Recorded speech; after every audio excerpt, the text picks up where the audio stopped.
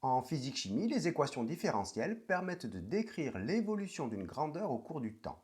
Une équation différentielle met en relation une grandeur avec sa dérivée.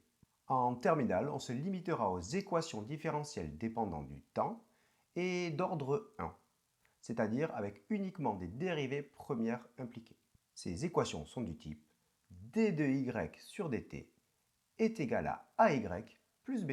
Nous allons voir une résolution en 4 étapes qu'il va falloir appliquer dans le bon ordre pour résoudre ce type d'équation. Étape numéro 1, recherche d'une solution particulière, yp. Après un certain temps, la grandeur y n'évolue plus et atteint une valeur stable, la solution particulière yp. On appelle ça le régime permanent.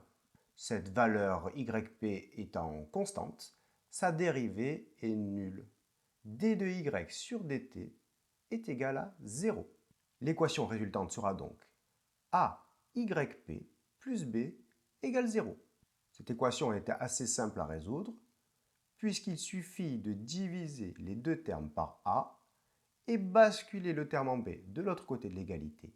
Et nous obtenons yp est égal à moins b sur a. Deuxième étape. Recherchons maintenant une solution homogène YH. On simplifie l'équation initiale en considérant que le terme b est nul. d de YH sur dt est égal à AYH.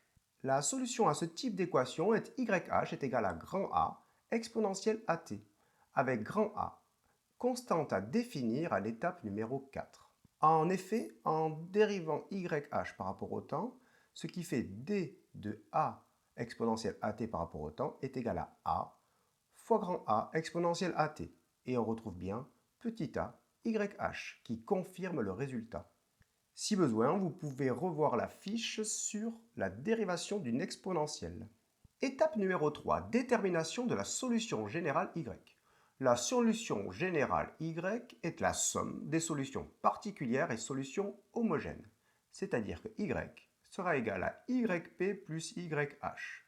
Et donc, Y égale à grand A exponentielle AT moins B sur A. La dernière étape consiste à déterminer la valeur de la constante A. La valeur de A est trouvée grâce aux conditions initiales, c'est-à-dire quand t égale 0. Ces valeurs sont données dans les énoncés. Par exemple, si y de 0 est égal à 0. Alors, 0 est égal à grand A exponentielle 0t moins b sur A. Et donc, 0 est égal à grand A moins b sur A, car exponentielle 0 est égal à 1. Et donc A est égal à b sur A. Et on trouve l'équation finale, y est égal à b sur a exponentielle at moins b sur a.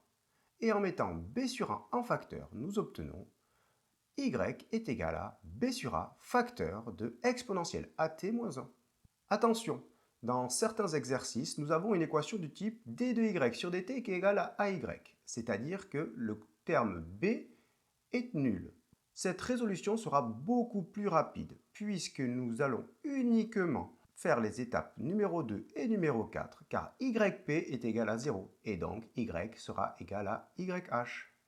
Pour voir si vous avez bien compris, nous allons faire une petite application dans laquelle il faudra résoudre l'équation différentielle d de y sur dt égale à moins 5y plus 7 et y0 est égal à 1.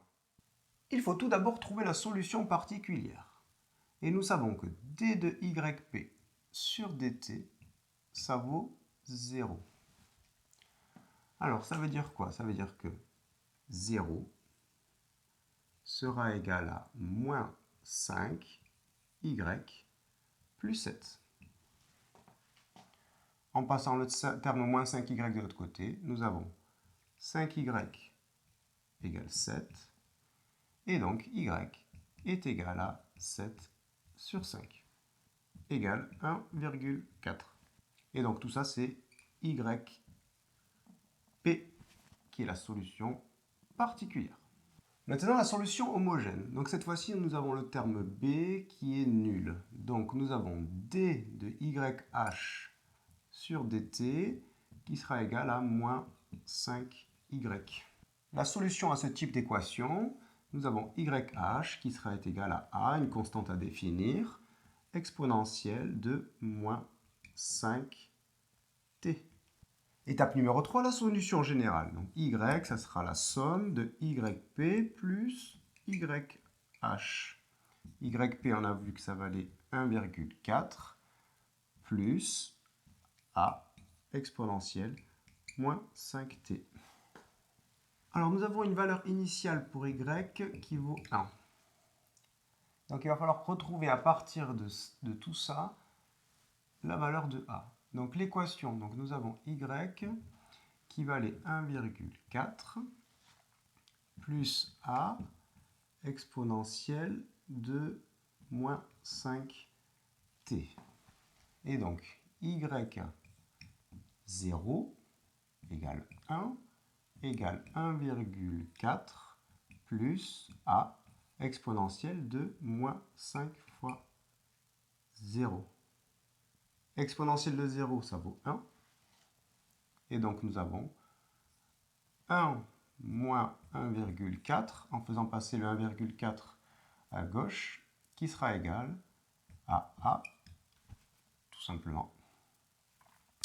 Et donc a qui sera égal à moins 0,4.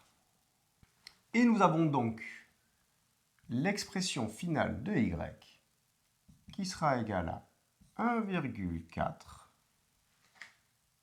moins 0,4 exponentielle moins 5t.